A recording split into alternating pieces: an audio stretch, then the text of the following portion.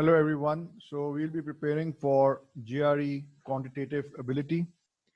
Now we'll be taking questions from Barron's, and my name is Mohammad Rafiz Suhail, and I work for IFT, which is the CFA approved prep provider, I also teach at IBA. So I'm a financial derivative teacher at IBA, and I also teach various other courses. So let's do our first question.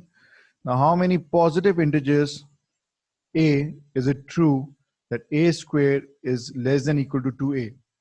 Now, over here, we are looking for positive integers. So 0, 1, 2, 3, 4.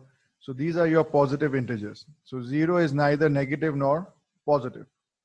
Now, if we substitute 1 over here, this would be 1 is less than equal to 2. If we substitute a as 1, and if we substitute a as 2, this would be 4 is less than equal to 4. So 2 raised to power 2 is 4, and 2 multiplied by 2 is also 4. So at this point, it holds true. Now, if we start increasing our number, now for 3, it would be 9 is less than equal to 6. Now, at this point, it doesn't make, it's incorrect, because obviously 6 is not greater than 9. And if we start increasing our number 4, so this would be 16 is less than equal to 8. Again, this is incorrect. So this equation only holds true for these two integers, positive integers. So the correct answer should be C. Second question, if 0 is less than A, sorry, if 1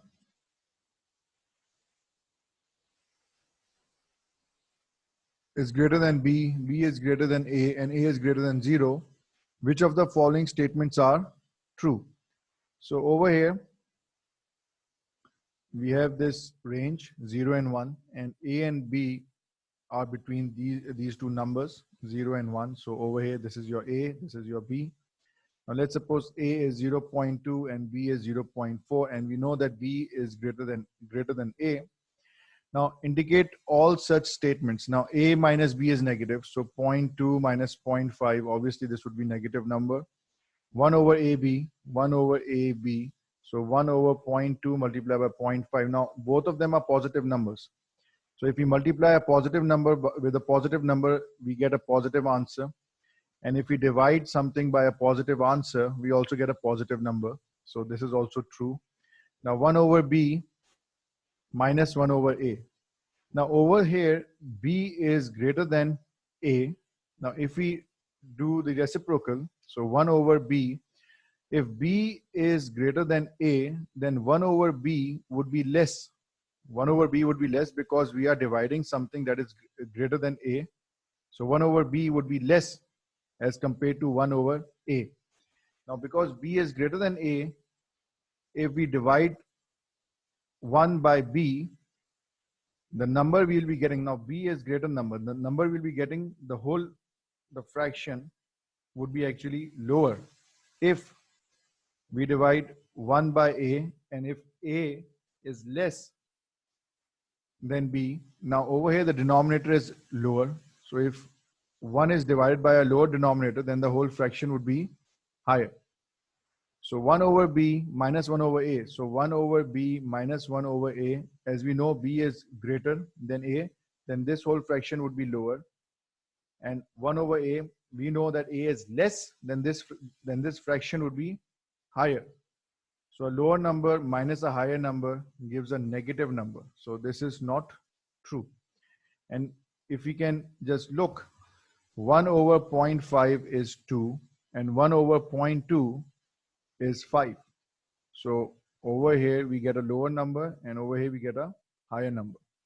So this is wrong. So A and B are correct. So A and B are correct.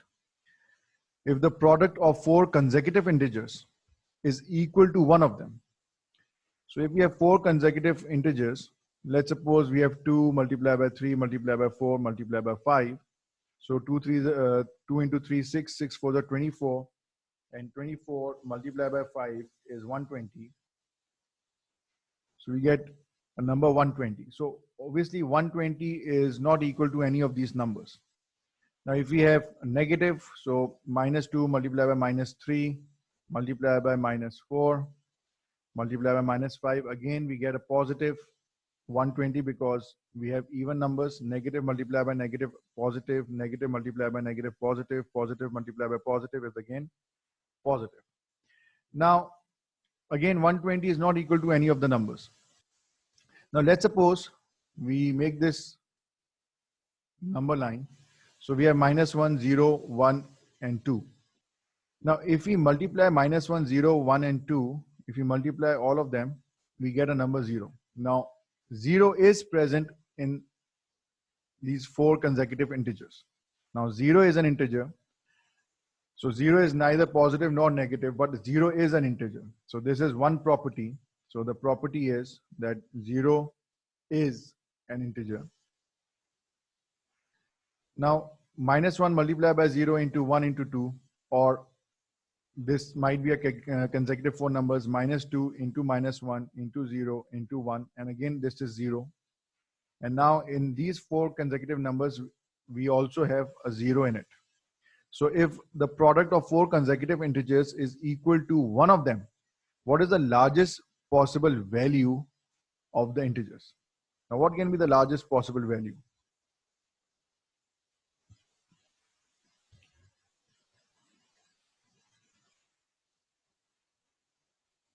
So the largest possible value would be, so one thing for sure, we have a 0. 0, 1, 2 and 3. So these are your 4 consecutive integers. So the largest value is 3. Now at 3 a.m., the temperature was below 13 degrees below 0. By noon, it had risen to 32. So at 12, the temperature was 32. Now, what is the total range? So what was the average hourly increase in temperature? So what is your total range? So your temperature went from -13 to 32. So we have a 0 over here. So your range is 32 minus -13. This gives you 45. So the temperature went up by 45 degrees. From -13 to 32, the distance is 45 degrees. And how many hours? So 3 a.m., 4 a.m., 5 a.m., 6 a.m., and so on and so forth.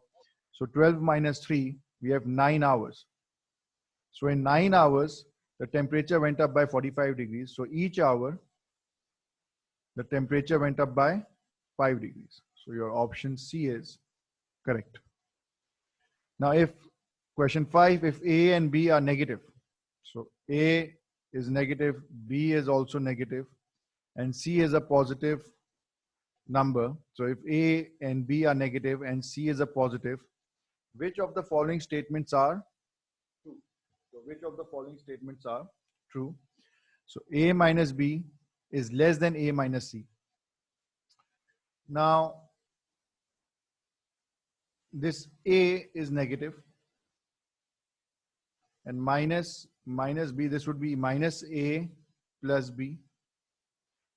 And this over here we have A minus C, and this would be A, and C is a positive number, so this would be A minus C.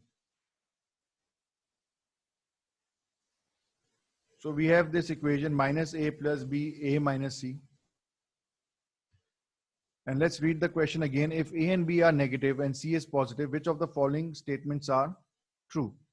So A minus B is less than A minus C. How can we show? Now let's take a number. So let's suppose this is -2, this is -3, and this is, let's suppose, 5.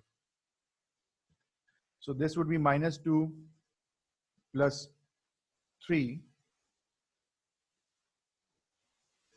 and this would be -2 minus 5. So -2 plus 3 would be +1, and -2 minus 5 is -7. So if we have this condition, then this option A is incorrect. And let's see option B.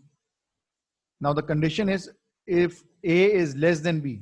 If A is less than B, now over here if we are taking -2 and -3, then B is actually less than A, and let's switch. So if we take A equals to -3, and if we take B equals to -2, and C, let's suppose as it is 5, then A over C -3 over 5 and is less than -2 over 5.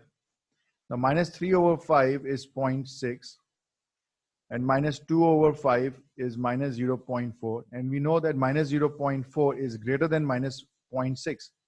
So if we have a 0 over here, -0.4 would be here, and then -0.6 would come, and then -1 would come. So -4 is greater than -6, so this equation holds true. Third one, 1 over B is less than 1 over C. So 1 over B, now this is a negative number, so let's suppose it's -2, less than 1 over 5.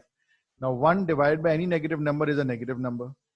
And obviously 1 divided by a positive number is a positive number. So positive number is always greater than the negative number. So this equation also holds true. So B and C are correct. If -7 is less than equal to X and X is less than equal to 7 and Y is greater than equal to 0 and less than equal to 12, what is the greatest possible value of Y minus X? So what can be the greatest possible value of Y minus X? So if we look at Y, what can be the greatest value? So over here it can be 12. Now because over here we have a negative sign and we want this to be the greatest number. So we want this to be positive. So we need to put such a number inside that it is negative. So we'll be placing in a negative number. And because over here it is a equal sign as well. So that is the reason why we are putting 12. And what can we, what number we can put over here that we're going to give the maximum positive value. So minus needs to be positive. So the maximum number that we can put is -7. So 12 minus -7 will become +7, and this becomes 19. So the greatest possible number can be 19. 7a multiplied by 7b, 7 raised to power a multiplied by 7 raised to power b equals to 7 raised to power c divided by 7 raised to power d. Now we can write this as 7 raised to power a plus b equals to 7 raised to power c minus d. Now we need to understand if we have same base, then we can add a and b, and if we have same base over here as well, then we can subtract c minus, we can do c minus d, because obviously we have a division sign over here.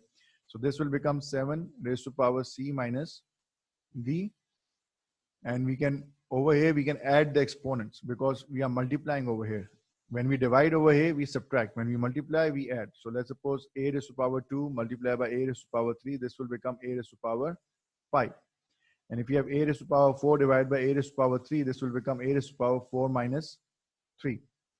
Now we can write a plus b equals to c minus d, because over here, again, the base are equal. So when the base are equal, we can equate the exponents. Now, what is d in terms of a and b? So d in terms of a and b would be c plus, d would be a plus b minus c. So c would be the right answer. So if you take d over there, actually it's incorrect. So if we take d over there, this will become c minus a minus b. So c is not the correct answer. So the correct answer is actually b. So this is not correct. So if we take d over there and a and b over here, so this will become d equals to c minus a minus b. So option B is correct. Now if each of star and this shape can be replaced by plus, minus, and multiply, how many different values are there for the expression 2 star, 2 diamond, and 2? So we have 9 different scenarios. So 2, 2, and 2. So one scenario can be over here we have plus, and again plus, minus, and multiply. So then we can have minus over here, plus and then multiply. And then we can have multiply over here, plus and minus. So we have 9 different scenarios.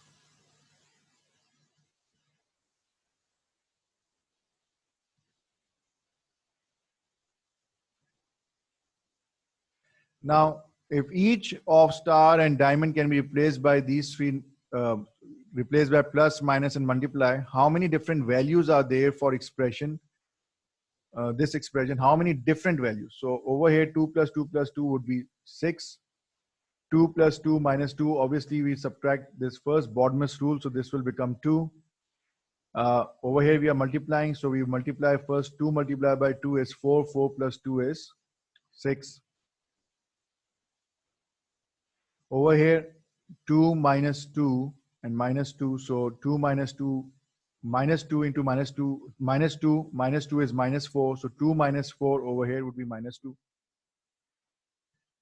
2 minus 2 plus 2 would be 2. Over here, we're going to multiply this first. So 2 multiplied by 2 is 4. So 2 minus 4 is minus 2. So up till now, we have 6, 2, and minus 2. 2 multiplied by 2 multiplied by 2. 2 into 2, 4. 4 2 is 8. 2 multiplied by 2 is 4. 4 plus 2 is 6. 2 multiplied by 2 is 4. 4 minus 2 is 2. So we also have 8. So these are 4 different numbers. 8, minus 2, 2, and 6. So we have 4 different numbers, 4 different values. A number is terrific if it is a multiple of 2 or 3. How many terrific numbers are there between minus 11 and 11? So a number is terrific if it is a multiple of 2 or 3. So let's make this timeline. So minus 11 over here, minus 10, minus 9, minus 8, minus 7, minus 6, minus 4, minus 5, minus 4, minus 3, minus 2, minus 1, and 0. And obviously we'll be having positive numbers. So we'll be having 1, 2, 3, 4, 5, 6, 7, 8, 9, 10, and 11. But we need to be sure that this is between minus 11 and 11. So it is not inclusive of minus 11 and 11. So a number is terrific if it is a multiple of 2 or 3. Minus 10 is a multiple of 2. Minus 9 is a multiple of 3. Minus 8 is a multiple of 2. Minus 7 is not. Minus 6 is a multiple of 2. 5 again is not.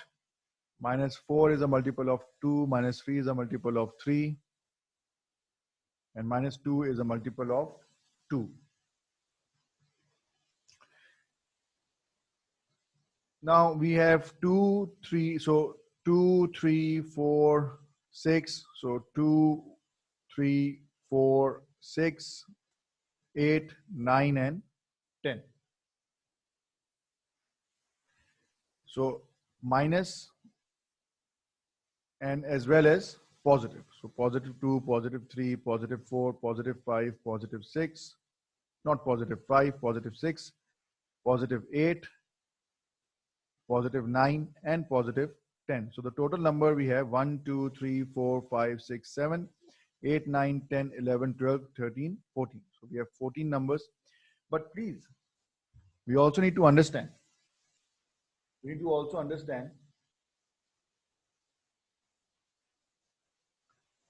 that when we talk about multiple,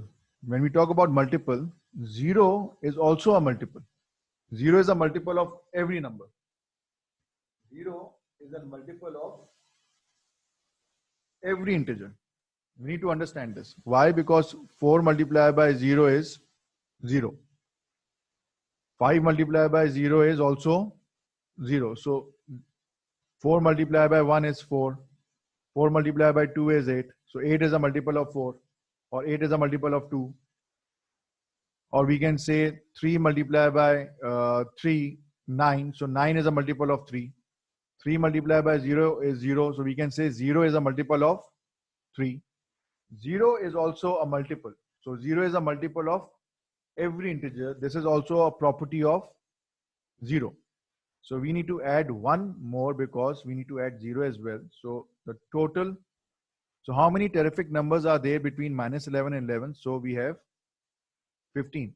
So how can you do this question quickly? So as we know, we have 2 or 3. So it can be minus 10, or we can start with 2, 3, 6, 2, 3, 4, 6, 8, 10. So 1, 2, 3, 4, 5, 6, and 9. And obviously these are positive numbers. So exact number would be that of negative numbers as well. So minus 2, minus 3, minus 4, minus 6, minus 8, minus 9, minus 10. So we have 1, 2, 3, 4, 5, 6, 7, 14 plus 1, that is of 0. So we have 15 terrific numbers. If x, this figure y represents the number of integers greater than x and less than y. What is the, so we are talking about integers. So what is the value of minus pi and under root 2? So minus pi is minus 3.142 and under root 2 is 1.41. So over here we have minus 3, minus 2, minus 1, 0, 1, and only 1, because obviously the last number is 1.41. So if x and y represents the number of integers greater than x and less than y, what is the value of this? So how many integers we have? So how many integers there are? 1, 2, 3, 4, and 5. So we also include 0 because 0 is also a integer. So the total amount of integers we have is are minus 3, minus 2, minus 1, 0, and 1. So 1, 2, minus 3, minus 2, minus 1, 0, and 1. So 1, 2, 3, 4, and 5. So the correct answer is D. Okay, question 11 and 12 refers to the following definition. For any positive integer, this represents the number of positive divisor of n. Now, what is a divisor? Let's suppose we have a number 7. So how many divisors we have? So one divisor would be 1 and the other divisor would be 7. So we have 2 divisors. If the number is, let's suppose 35, then the one divisor, 1 is always a divisor. So 1, the other one can be 5, the other one would be 7. So 5 7s are 35, 7 5s are 35. And the last divisor would be 35 itself. So 35 divided by 35 is 1. So 35 can be divided by 1. 35 can be divided by 7. So over here, how many divisors there can be of 5? So it can be 1 and 5. And how many divisor can that be of 7? So it can be 1 and 7 because both of them are prime numbers. So both of them have 2 divisors. So now 5 and 7. So 2 divisor multiplied by 2 divisor. We have 4 divisor equals to how many divisor there are of 35. So 1, 5, 7, and 35. These are the divisor for 35. So again 4. So A holds true. B also holds true. So 5. How many number of divisors there are? 2. And how many number of divisors there are of 7? Again 2. How many divisors are there for 12? So 1 is there. It can be 2, it can be 3, it can be 4, it can be 6, and obviously 12. So 1, 2, 3, 4, 5, and 6. So this is 6. So 2 plus 2 is 4. 4 is not equal to 6. So this option C is not correct. Option A and option B are correct. Now what is the value of this? So 12, we know there are 6 divisor. Again, what will be how many divisor there are for 6? So we know this bracket is 6. So for 6, we have 1, 2, 3, and 6. 1, 2, 3, 4. And then again, we need to find out the divisor. So how many divisors there are for 4? 1, 2, and 4. So there are 3 divisors for 4. So option D is correct. Oh, sorry. So if you go back, how many divisors there are? 1, 2, and 3. So it's not D, it's C. If P and Q are primes greater than 2, which of the following statement must be true? Indicate all such statements. So P and Q can be 3 and 5, can also be 3 and 7. So P plus Q is even. Now we also need to understand that any prime number that is more than 2, is always odd.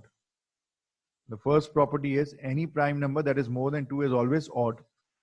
And odd plus odd, P plus Q, odd number plus odd number always gives you a even number. So 3 plus 5 is 8.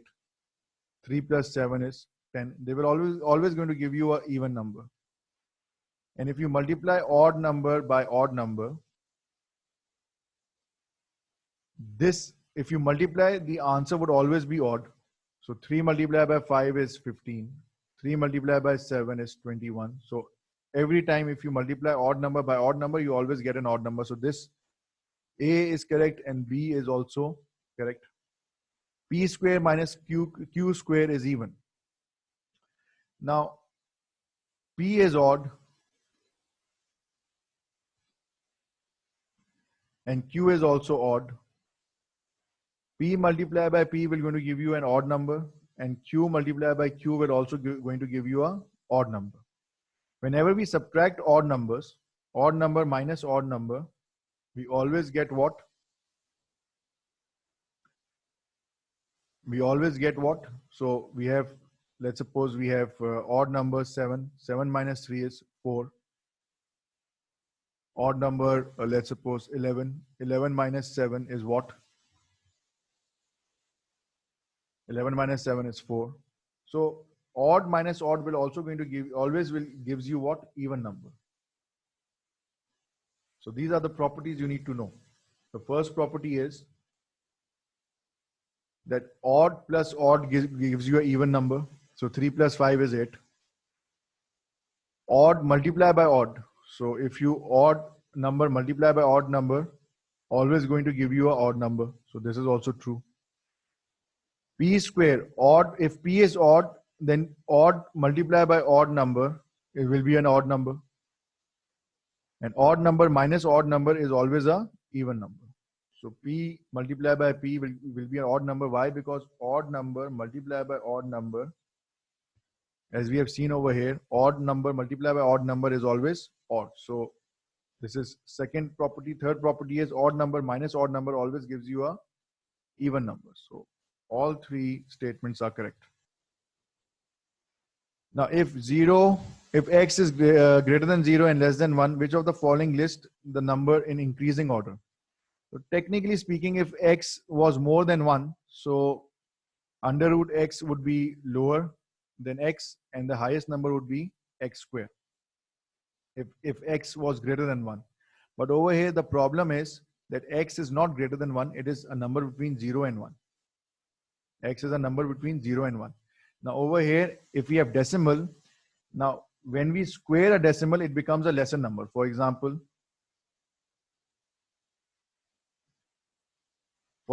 if X was 0.5, X square or 0.5 square would be 0.25. So 0.25 is less than 0.5. So if we have this, X is 0.5 and X square would actually be less 0.25. And under root X would actually be higher. So if we do under root 0.5, so it would be a number that is 0.7, something 0.7. So the correct number would actually be 0.707. But how do I know that this number would be 0.707 or it will be more than 0.7? So I know 7 multiplied by 7 is 49. So 0.7 multiplied by 0.7 would be 0.49. 0.49 or something close to 0.5. Or I can say 7 divided by 10 into 7 divided by 10. 7 multiplied by 7 is 49. 10 multiplied by 10 is 100. So 49 divided by 100 is 0.49. So if we under root x, it would be a number that would be more than 0.7. So now this makes sense. If we have a number between 0 and 1, if we underroot that number, if we underroot this 0.5, we actually get a higher number. And if we square this number, we actually get a lower number. So if you want to put it into an increasing order, that under root x is higher, then we have x, and then we have x squared. So B option is correct. Now which of the following is equal to 7 raised to power 8 multiplied by 7 raised to power 9? So this actually will become 7 raised to power 17 raised to power 10. Now if a raised to power 3, then again bracket, and we have 2, then this becomes a raised to power 6. Let's suppose a raised to power 2 raised to power 2, this actually will become a raised to power 4. And let's check. 2 raised to power 2 raised to power 2. So 2 raised to power 2 is 4. 4 raised to power 2 is 16. And 2 raised to power 4 is also 16. This will become 7 raised to power 170. So option C is correct. And if we were given some other option, for example, if we were given like this, 7, if we can also write like this, 7 raised to power 2 multiplied by 85, then 49 raised to power 85 will also going to give you the same answer. So if over here we had 49 raised to power 85, then that would have been correct as well. But we are not given that option, so obviously C would be the correct answer. Now quantitative comparison questions. The product of odd integers between -8 and 8. So if we plot -8, -7, so on, 0, 1, 2, and 8. So the product of the odd integers between -8 and 8, and over here again it is between, so we will not going to include -8 and 8. So the product of odd integers, so this would be -7 multiplied by -5 multiplied by -3, and again -1. And on the positive side, this would be 3, 5, and 7. So -7 into -5 into -3 into -1, and obviously we have 1 over here. So if you multiply all of them, we will going to have a positive number. -7 multiplied by -5, positive number. -3 multiplied by -1, positive number. So we have positive number, again positive number, and obviously these 4 numbers 1, 3, 5, 7 are positive. So we're going to get a positive number. Now even integers. Now if we have number between -9 and 9, so obviously even integer would be -8, -6 multiplied by -4 multiplied by -2. And you also need to understand 0 is a even integer. 0 is an even integer. So if you multiply anything by 0, the answer of this would be 0. So the product of even integers would be 0, because 0 is an even integer and 0 is falling between -9 and 9. So definitely quantity A would be greater than quantity B, because we know that quantity A is positive. So the correct answer or correct option should be quantity A is greater than quantity A is greater than quantity B. If A and B are non-zero integers, if A and B are non-zero integers. Now non-zero integers can be, for example, A can be 2 and B can be 3. So A plus 2 would be 5, and 2 into 3 is 6. We can conclude that B is greater. We can conclude that B is greater because 6 is greater than 5. But we also need to check. Now let's suppose A is -2 and B is 5. A is -2 and B is 5. So minus 2 plus 5 would be 3. And minus 2 multiplied by 5 would be minus 10. Now quantity A is greater than quantity B. So it is impossible to determine which quantity is greater. Non-zero doesn't mean it cannot be negative. Non-zero means that it just cannot be zero. The remainder when a positive integer is divided by 7 and 7. So a remainder when a positive integer is divided by 7. So let's suppose we have 42 number. So if we divide 42 by 7, the remainder is 0. Then 43, the remainder would be 1. So 6 sevens are 42. 44, the remainder would be 2. 45, the remainder would be 3. And 46, the remainder would be 4. 47. 47, the remainder would be 5. 48.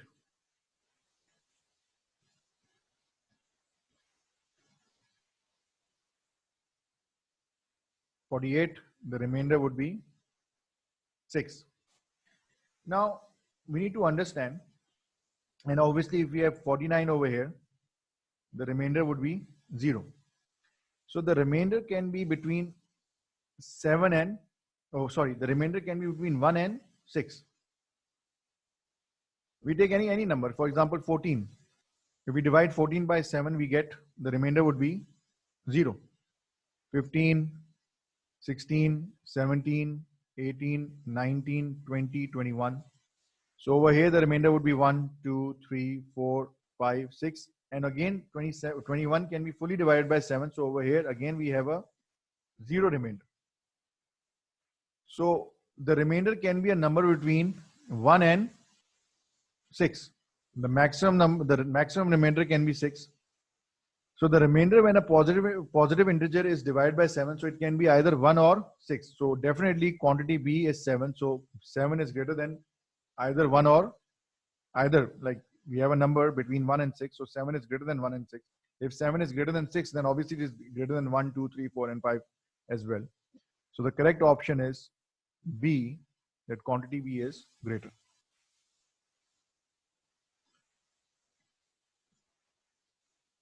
Quantity A, 24 divided by 6, we always divide first. So 24 divided by 6 is 4. 4 multiplied by 4 is 16. So 16 is greater than 12. So option A is correct. 2x minus 17 divided by 2x minus 17. We can also write this as x minus 8.5.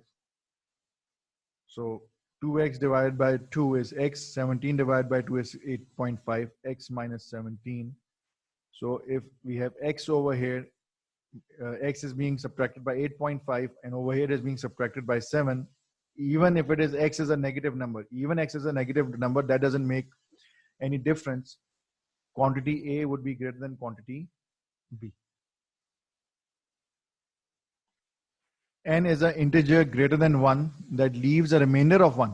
So n is an integer greater than 1 that leaves a remainder of 1 when it is divided by 2, 3, 4, 5, and 6. Quantity A, n, quantity B, 60. Now let's first find out the LCM of 2, 3, 4, 5, and 6.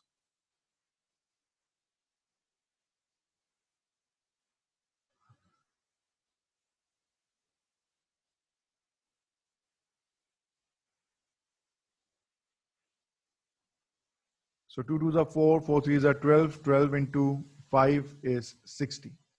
So 60 is the LCM. And what does the 60 indicate? 60 indicates that 60 is the number.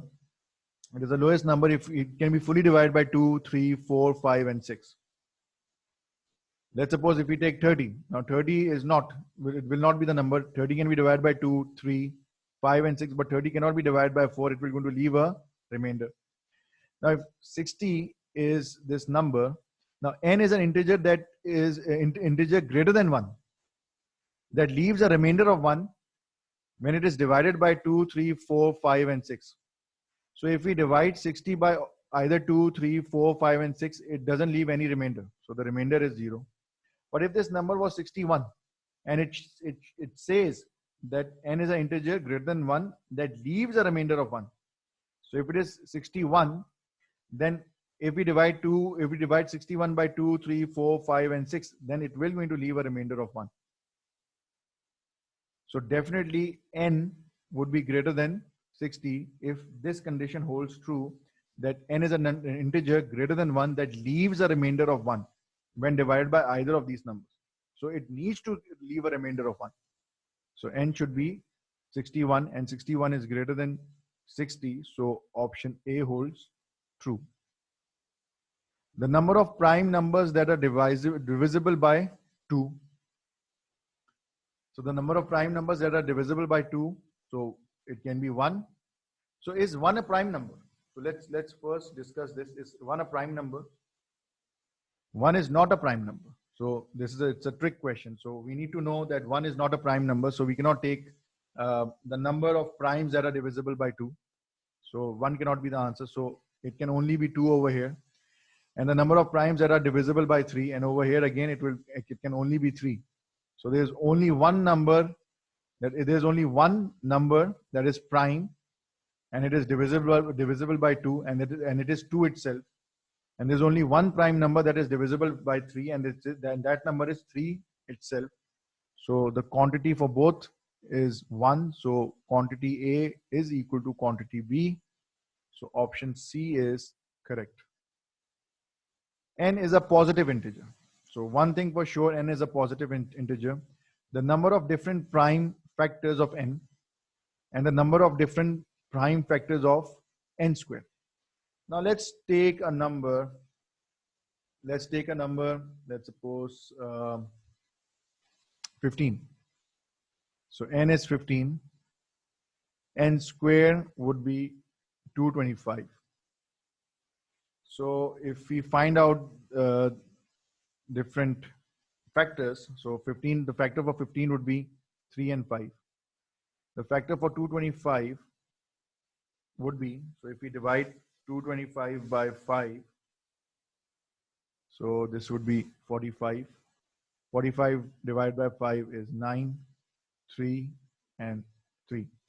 So again, the number of different prime numbers, so 3 and 5 both are different, and 5 and 3 again, even though 5 is coming twice, but it is not a different number, it's the same number. So either the number of different prime factors of n, over here it's 2, and even if we square it, the number of prime factor doesn't change. Different prime numbers, the number of different prime number again doesn't change. So quantity A is equal to quantity B. And we can also think like this as well. So 225, so 15 and 15, 15 multiplied by 15 is 225. We were going to have different prime, and over here we also have different prime. Because both these numbers are same, the prime numbers would be, the number of different prime numbers would be equal as well. So option C is correct. The number of even positive factor of 30. The number of even positive factor of 30.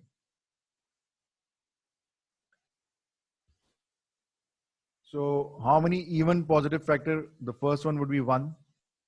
So over here we are not concerned if it is a prime number or not. It only says even positive factor. 1, 2, 3, 5, 6. So 30 can be divided by 1, 30 can be divided by 2, 30 can be divided by 3. It will not leave any remainder. 5, 6, 10, and 15. So 1, 2, 3, 4, 5, 6, 7. And in the end, 30 as well. So total number 1, 2, 3, 4, 5, 6, 7, and 8. The number of odd positive factors of 30. So the first one. Now, again, I have made a mistake. And it is for you to understand that 1 is not a even number. It is a odd number. 1 is not an even number, but it is a odd number. So 2, 3, 5, 6, 10, 15, and 30. The number of odd positive factors of 30. So odd positive factors would be, so I have listed all the factors. So even factors would be 2, 6, 10, and 30. These are your even factors. Your odd factors would be 1, 3, 5, and 15. So even factors, odd factors, the numbers for both are same. So quantity A is equal to quantity B. So option C is correct. N is a positive number. Now N can be an odd number or it can be even number. N can be 7 or N can be 8. If N is an odd number, then minus 10 raised to power 7 would be a negative number. If 10 raised to power 7 minus 10 raised to power 7 will be a negative number, because minus 10 multiplied by minus 10 multiplied by minus 10 multiplied by minus 10.